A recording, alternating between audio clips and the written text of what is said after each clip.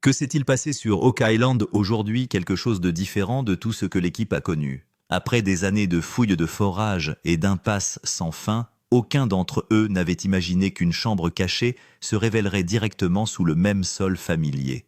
Les scanners du matin n'ont rien montré d'inhabituel, juste des couches de sol, des lectures normales, les mêmes schémas qu'ils avaient vus des milliers de fois. Mais dans l'après-midi, tout a changé.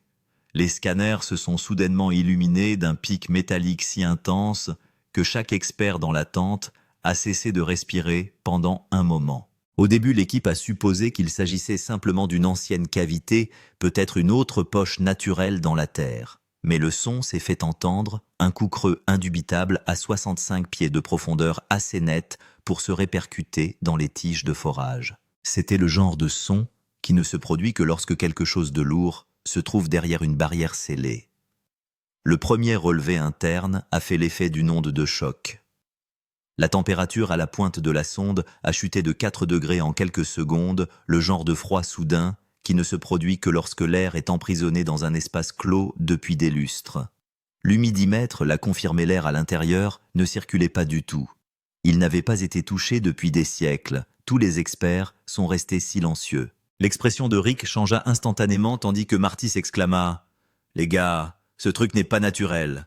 Le scan du mur renforça les soupçons, un contour rectangulaire parfait apparut sur l'écran, chaque bord étant anormalement net. La nature n'aurait jamais pu sculpter une telle symétrie.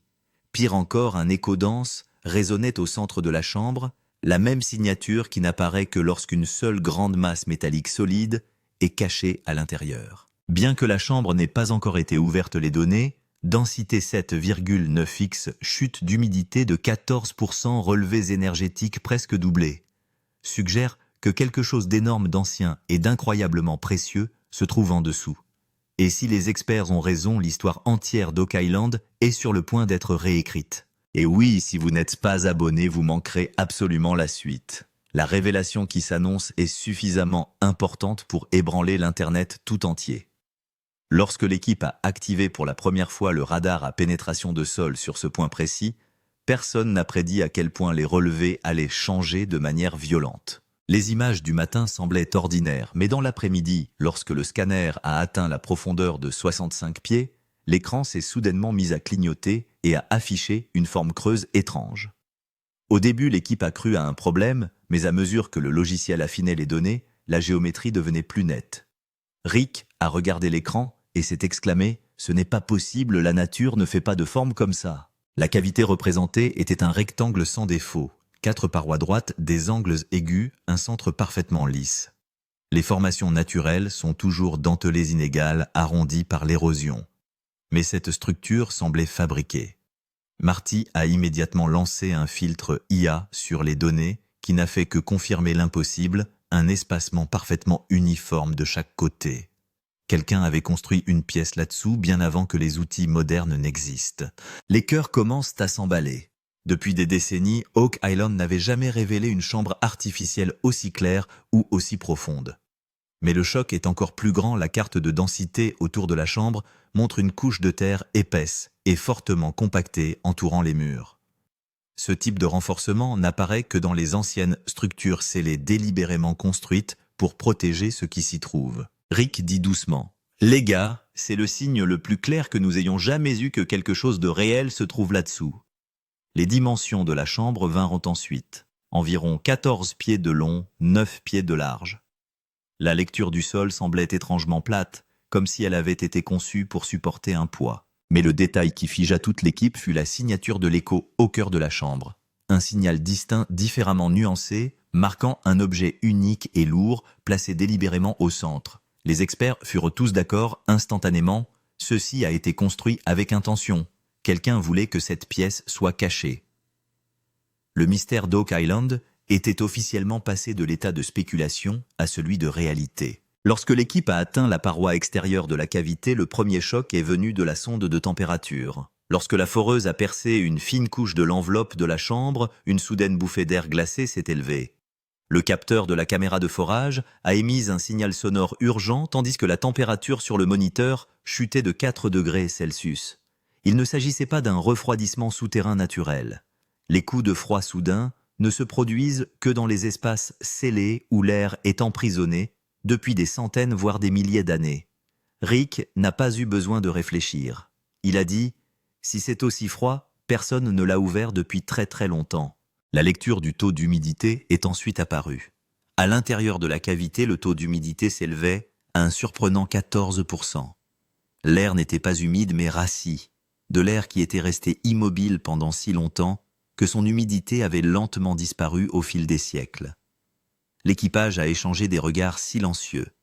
Il s'agissait des mêmes marqueurs que l'on trouve dans les anciennes chambres funéraires, les voûtes scellées et les cryptes vierges. Personne n'osait poser la question qui venait à l'esprit de tous, quel est l'âge de cette pièce ? La température et l'humidité confirmaient que cette cavité n'était pas une simple poche creuse. Il s'agissait d'une chambre scellée de fabrication humaine préservée par le temps. Même les experts les plus chevronnés étaient stupéfaits. Oak Island n'avait jamais présenté de signature d'air scellé aussi parfaite auparavant. Mais rien de tout cela n'est comparable à ce qui s'est passé ensuite. L'équipe a utilisé un appareil à impulsion sonore pour analyser l'intérieur de la chambre, en envoyant des ondes sonores à travers la cavité pour détecter des objets solides. Dès que la première impulsion a touché le centre, l'écran a explosé avec un pic de densité brutale. La réponse exacte produite lorsqu'une masse concentrée de métal se trouve en dessous. Le technicien a vérifié la densité de l'écho 7,9x. Cette valeur est impossible pour de la roche naturelle ou de la ferraille en vrac. Seul un objet métallique solide, lourd et compact produit cette signature. Ils ont répété le test. Même résultat. Encore une fois, même résultat. Quelque chose de grand et de métallique reposait au centre de cette ancienne pièce. La respiration de l'équipage s'accéléra. Des échos comme celui-ci avaient déjà été trouvés auparavant toujours à l'intérieur de coffres scellés ou de boîtes de reliques vieilles de plusieurs centaines d'années. Rick chuchota « Les gars, ce n'est pas une chambre vide. Il y a quelque chose à l'intérieur. » Marty fixa l'écran sans voix, incapable d'imaginer ce qui pouvait peser autant à cette profondeur. La densité de 7,9x choqua tous les experts. La pierre naturelle a une densité moyenne de 2,5 à 3,1x, et même les métaux typiques varient considérablement. Mais cette lecture était incroyablement concentrée. Ce qui se trouvait là-dessous était solide, ancien et intentionnel. L'équipe technique a expliqué que ce signal n'est disponible que lorsqu'il y a un grand objet métallique d'un seul tenant à l'intérieur intact depuis des siècles. La seule question qui se posait était de savoir s'il s'agissait du grand couvercle d'un coffre ancien, d'une ancienne cache d'armes ou d'autre chose. Une autre caractéristique frappante des ondes sonores provenant de l'intérieur de la chambre était l'écho clair et net suggérant que l'objet avait une surface lisse. Si l'objet était une pierre brute, les ondes auraient été irrégulières, mais ici le motif était clair, comme de l'eau de roche. L'équipage est maintenant totalement convaincu que quelque chose de grande valeur et bien préservé se trouve sous terre et non pas un objet ordinaire. Le suspense est devenu si intense que personne ne peut cacher son excitation. La chute de température, la baisse d'humidité et l'écho à haute densité, tous trois, ont prouvé que cette structure cachée sous Oak Island pourrait être la découverte la plus importante et la plus spéciale jamais réalisée. Il y avait une ancienne chambre scellée en dessous, et en son centre un objet métallique massif avait été caché pendant des siècles. Maintenant le monde entier attendait de savoir ce qu'il y avait dans cette pièce et qu'il avait construite avec une ingénierie aussi parfaite. Lorsque l'équipe a commencé le premier test de micro-perçage sur la paroi extérieure de la cavité, les visages de tout le monde étaient remplis de tension. Le scanner avait déjà indiqué que la paroi était exceptionnellement épaisse, de sorte que le processus de forage devait être effectué avec une extrême prudence. Dès que la mèche a pénétré de quelques millimètres, la machine a soudainement produit une étrange vibration, comme si un espace creux séparé à l'intérieur était tiré dans sa direction. L'équipe a regardé l'écran avec crainte car la vibration indique un vide derrière la couche. La foruse a à peine pénétré d'1 centimètre qu'un puissant souffle d'air froid surgit soudain d'en bas. Les capteurs sonnent immédiatement l'alarme et la température chute encore plus. L'air est si froid que l'on a l'impression que la pièce est restée fermée pendant des siècles intacte et non dérangée. Ce genre d'air glacé ne se trouve que dans les chambres scellées que les anciennes civilisations ont gardées fermées pendant de longues périodes. Rick a fait un pas en arrière et a dit doucement « Les gars, cet air n'a pas encore été libéré dans le monde. Avec l'air, une fine brume poussiéreuse a émergé mélangée à de vieilles particules organiques. La texture de la poussière n'était pas celle d'un sol normal, elle semblait provenir d'un très vieil objet en bois ou en tissu. Les experts ont expliqué que cette poussière est formée par la lente décomposition des matériaux dans une chambre scellée, et sa libération indiquait clairement que la pièce en dessous avait en effet été intouchée pendant des siècles. L'adrénaline de l'équipage est montée en flèche, et tout le monde a lutté pour rester stable. Cette signature de l'air s'échappant de la microperceuse était la preuve scientifique complète que l'espace situé en dessous n'était pas une grotte naturelle, mais une pièce scellée fabriquée par l'homme. La nature ne laisse jamais de poche creuse aussi stable et froide. On retrouve ce même schéma d'air emprisonné depuis des siècles dans les tombes égyptiennes, les voûtes des Templiers et les chambres de stockage médiévales. Marty a déclaré qu'un tel moment ne s'était probablement jamais produit sur Oak Island auparavant, où la science et l'histoire confirment simultanément que quelque chose de très ancien et de très utile se trouve sous terre. Maintenant, donnons la partie cinématographique plus grande du point 6, Lorsque le test de microperçage a été terminé, l'équipe a commencé à analyser l'échantillon de matériaux de la paroi. La première chose qui est ressortie de l'échantillon était la couche d'argile extérieure. Mais il ne s'agissait pas d'argile ordinaire, mais d'un type spécial d'argile comprimée que les bâtisseurs de l'Antiquité utilisaient pour assurer l'étanchéité. Ce type d'argile se retrouve souvent dans les structures dont la pièce intérieure devait être complètement étanche à l'air pour éviter que les objets ne s'abîment. Le matériau trouvé sous la couche d'argile extérieure a encore plus choqué les experts. Il s'agissait d'une couche de blocs de pierre parfaitement taillée. La taille de la pierre était si lisse qu'il était clairement visible qu'elle avait été taillée non pas à la main, mais à l'aide d'un outil ancien extrêmement tranchant. Les pierres médiévales normales sont rugueuses et inégales, mais ici la surface était parfaitement plate et polie. Cela signifie que les personnes qui ont conçu cette chambre n'étaient pas de simples villageois, mais des bâtisseurs hautement qualifiés, ayant des connaissances approfondies en matière de taille de la pierre. Cette combinaison d'argile et de pierre est extrêmement rare.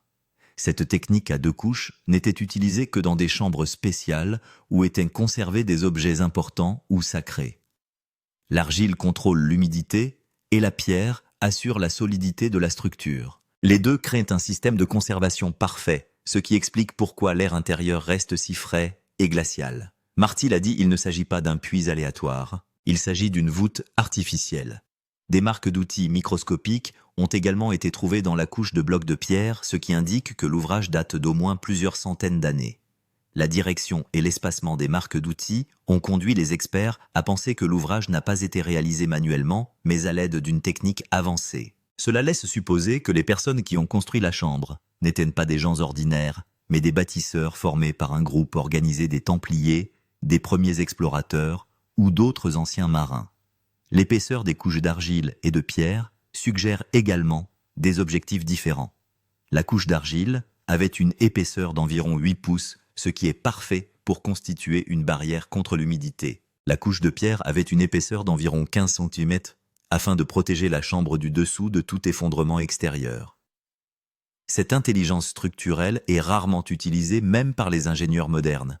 L'équipage ne se posait qu'une seule question. Si le mur est si avancé, qu'est-ce qui doit être si important à l'intérieur pour mériter une telle protection, alors que l'air frais des microforeuses s'installe lentement? Le site devient soudain complètement silencieux pendant quelques secondes. Les mesures de la cavité sur l'écran du scanner clignotent à plusieurs reprises. Rick reste là à fixer le mur comme si un vieux souvenir venait de lui traverser l'esprit. Sa voix tremblait légèrement et il a dit très doucement « Les gars, ça pourrait être ça ». L'équipage s'est tourné vers lui car Rick ne parle ainsi que lorsqu'il a vraiment l'impression qu'il y a quelque chose en bas qui pourrait changer l'histoire d'Oak Island. Marty s'est approché d'eux, mais son visage contenait une nette impression de choc. Il est toujours calme, mais cette fois-ci son expression contenait à la fois de l'excitation et de la peur. Ses yeux étaient rivés directement sur le scanner comme s'il ne pouvait pas croire que les lectures pouvaient être aussi parfaites. Un moment silencieux s'est écoulé entre les deux frères, un moment où l'on n'entendait que le bruit de la respiration. C'est à ce moment-là que tout l'équipage a réalisé qu'il se tenait tout près de quelque chose d'énorme. La voix tremblante de Rick n'était pas seulement due à l'excitation. Ils ont connu tous les signaux, toutes les anomalies, et tous les faux espoirs sur l'île d'Oak Island au cours des 20 dernières années. Ils ont déjà vu des indices qui se sont avérés nuls, mais cette fois, leur réaction était que les lectures étaient différentes, le même modèle trouvé dans les voûtes scellées historiques. Rick a dit à Marty « Qu'est-ce qu'il y a là-dessous? Ça ne peut pas être naturel. » Marty acquiesça lentement sans dire un mot. Le moment était venu de passer au test le plus dangereux, la cartographie des grappes métalliques. Le technicien met en marche l'unité d'impulsion sonique et envoie des ondes à haute fréquence dans la chambre. Un gros point de masse apparaît d'abord sur l'écran, mais en quelques secondes, plusieurs pointes plus petites apparaissent. Les yeux de l'équipage s'écarquillent. Ce phénomène ne se produit dans les scanners que lorsqu'il n'y a pas qu'un seul objet à l'intérieur de la cavité, mais plusieurs objets lourds. La cartographie des échos a montré que la signature de chaque objet était distincte. Le premier point de masse était le plus important. Son signal était le même que celui d'un coffre métallique solide ou d'un grand couvercle. Mais juste à côté, les échos de deux objets cylindriques sont apparus dont les longueurs suggéraient qu'ils ressemblaient à des outils ou des armes anciennes. Le pic le plus surprenant provenait d'un objet sphérique, un écho en forme de cercle presque parfait au centre de la chambre. De tels échos sont très rares car les objets métalliques parfaitement ronds se trouvent généralement dans des objets sacrés ou cérémoniels.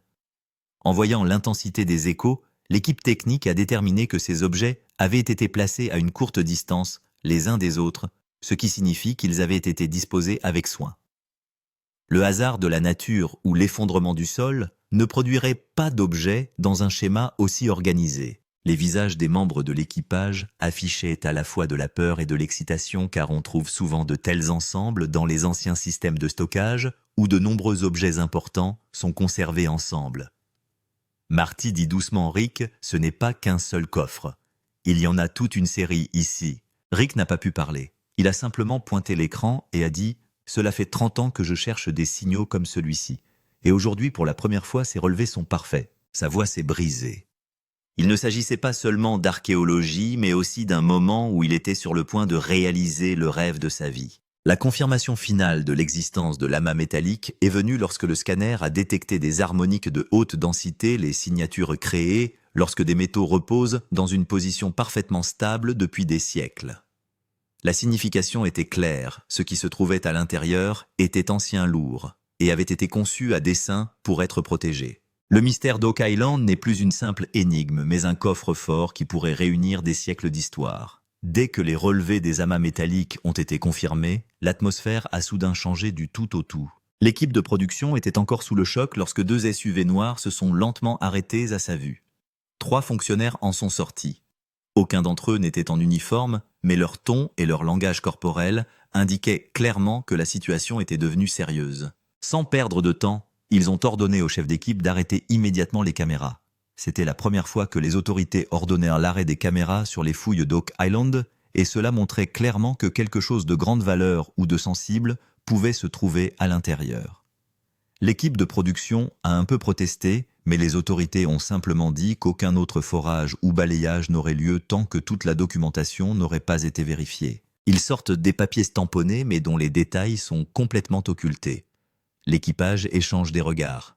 Marty chuchote à Rick, si ce n'est qu'un artefact, pourquoi tant de secrets, sans aucune explication, les responsables scellent temporairement tous les rapports et notes de scannage. Un étrange silence s'est installé sur le site, comme si tout le monde avait compris que l'affaire dépassait désormais le cadre de l'archéologie. Rick et Marty ont été appelés dans une tente latérale où s'est tenue une réunion secrète d'1 quart d'heure à laquelle le reste de l'équipe n'a pas eu accès. Les personnes qui se trouvaient à l'extérieur n'ont pu que deviner leurs expressions. Lorsque Rick émerge, son visage est manifestement inquiet et Marty est inhabituellement silencieux. L'équipe demande ce qui s'est passé, mais on lui répond simplement qu'il faut arrêter les fouilles. Tout le monde a le cœur serré, car c'est le moment où l'histoire semble littéralement à portée de main. Le point 10, de la géométrie de la chambre a rendu l'affaire encore plus significative. Lorsque l'équipe a vu une copie des rapports scellés après le départ des officiels, le modèle de la géométrie de la chambre a étonné tout le monde. La chambre était un rectangle parfait. Longueur, largeur, angle, tout a été conçu avec précision. La nature ne crée jamais une géométrie aussi droite et parfaitement alignée. Le modèle d'IA a clairement montré que la chambre n'a pas été simplement creusée, mais qu'elle a été construite avec une planification architecturale appropriée. Le détail le plus choquant était le système de fermeture en pierre. De petites rainures étaient visibles sur les murs intérieurs de la chambre rainure, qui semblait en faire partie d'un ancien mécanisme de fermeture. C'est le même type de mécanisme utilisé dans les voûtes antiques, les salles de trésors médiévales ou les chambres de stockage sacrées. Il ne s'agissait pas d'une taille de pierre ordinaire, mais d'un exemple clair d'ingénierie ancienne avancée où les bâtisseurs ne se sont pas contentés de construire le mur, mais ont également conçu des schémas de verrouillage mécanique pour le protéger. Le système de verrouillage en pierre présentait 3 niveaux de profondeur différents, ce qui a amené les experts à supposer que la chambre était probablement scellée avec une sécurité à plusieurs niveaux. La couche extérieure était un seau d'argile, la couche intérieure un verrou en pierre, et à l'intérieur de celui-ci peut-être une barre de fermeture mécanique qui sont tous restés intacts. Marty a pointé l'écran et a dit « Regarde, ces rainures ne sont pas des lignes droites, elles sont imbriquées les unes dans les autres. » Quelqu'un a fait de son mieux pour le rendre transparent. Le sol à l'intérieur de la chambre était également inhabituel, complètement plat, comme une plateforme. Les sols plats se forment rarement de manière naturelle, surtout dans les cavités souterraines. Cela signifie que la pièce a été creusée lissée, puis utilisée à une fin quelconque.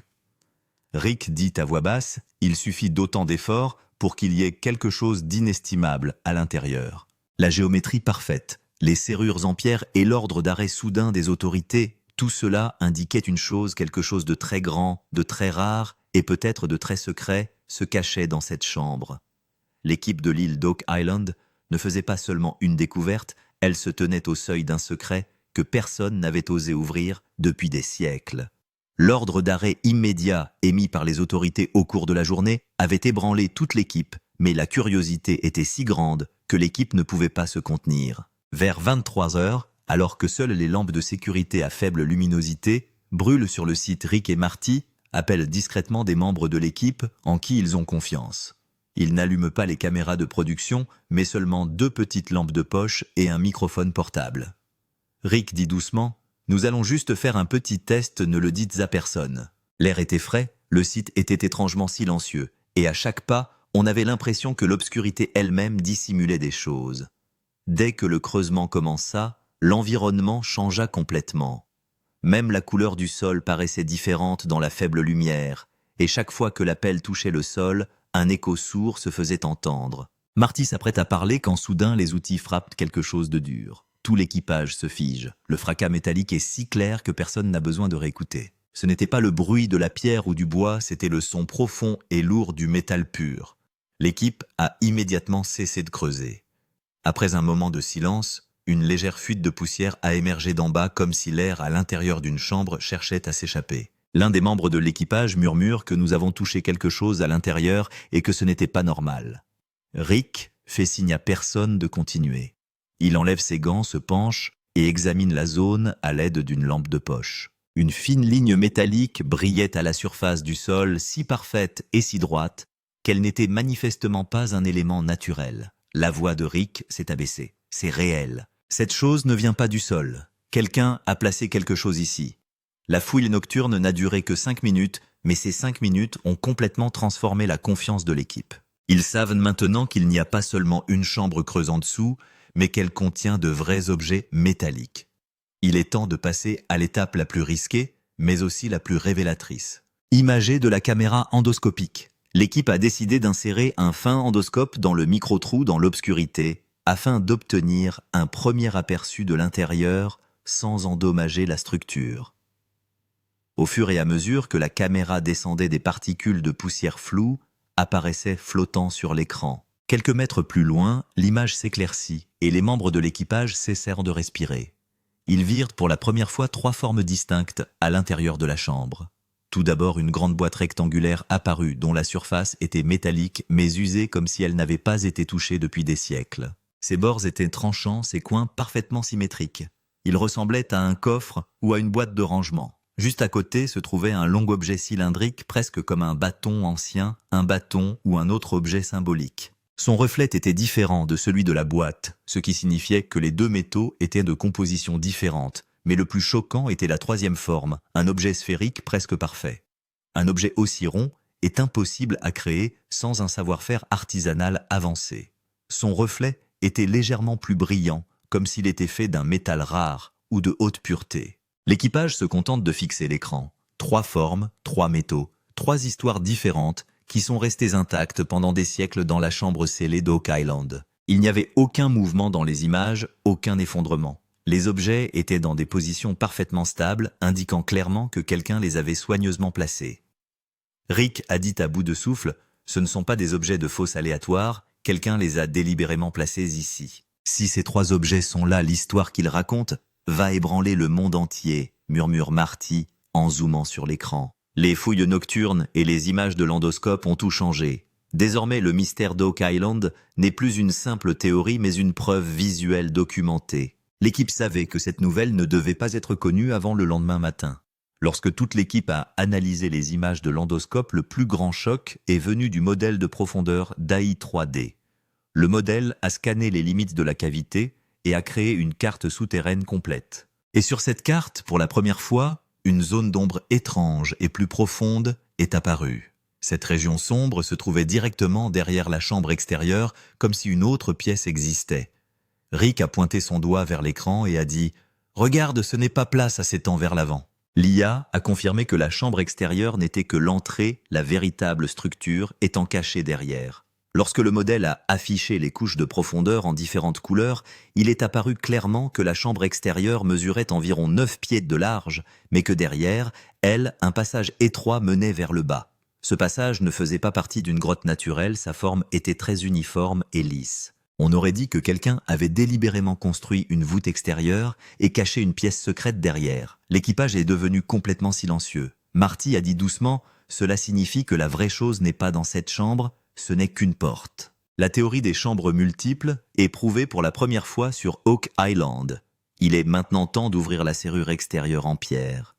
En utilisant une technique de pression lente, l'équipe commence à libérer les rainures de verrouillage dans la paroi latérale de la chambre. Alors que la dernière rainure se détachait, un léger craquement se fit entendre. La surface de la porte commença à trembler et de la poussière de pierre commença à tomber. Rick sursauta lorsque la lampe de poche éclaira la fissure. Des gravures légèrement lumineuses étaient visibles derrière le mur. Il ne s'agissait pas de marques normales. Les gravures étaient de style médiéval, comme celles des anciens Templiers ou des premiers explorateurs. La poussière de pierre tourbillonnait dans l'air et les lignes des gravures émettaient une faible lueur, comme si elles avaient été tracées à l'aide d'un métal sacré. Les motifs étaient si parfaits qu'il était évident qu'ils faisaient une partie d'un système de stockage, et non d'un motif décoratif.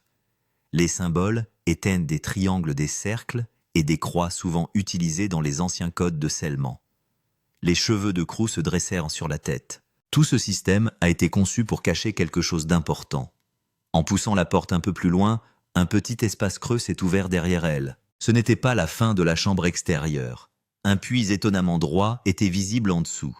Les parois du puits étaient lisses, comme si quelqu'un les avait sculptées à la main. Lorsque la lampe de poche éclaire vers le bas, l'ombre s'enfonce au point de rendre le fond invisible. Les instruments de l'équipage enregistrent immédiatement de nouvelles mesures, et c'est à ce moment-là que tout le monde est choqué. L'appareil à impulsion sonique détecte un écho métallique très élevé provenant du fond du puits. Ce pic était plus net et plus lourd que les échos de la chambre extérieure, ce qui signifiait qu'un objet métallique plus grand que la voûte extérieure était présent en dessous. L'intensité de la lecture en termes simples criait « Le vrai trésor est caché en dessous ». La chambre extérieure n'est que son gardien. Rick a braqué la lampe de poche dans les profondeurs sombres du puits et a chuchoté si ce n'était que l'entrée. Alors qu'y a-t-il à l'intérieur?